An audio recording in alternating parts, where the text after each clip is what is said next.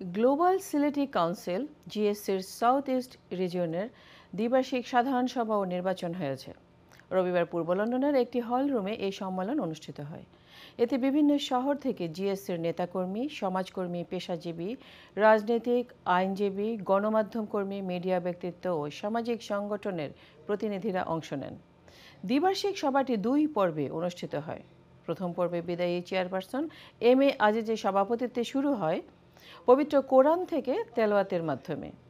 সভা পরিচালনা করেন সাধারণ সম্পাদক ফজলুল করিম চৌধুরী। দ্বিতীয় পর্বে নির্বাচন পরিচালনা করেন কমিশনার কাউন্সিলর ইকবাল হোসেন। 35 সদস্য বিশিষ্ট নতুন কমিটিতে খলিল আহমদ কবির চেয়ারপারসন, সুফি সোহেল আহমেদ সাধারণ সম্পাদক এবং মোহাম্মদ আবুল মিয়া কোষাধ্যক্ষ পদে নির্বাচিত হন।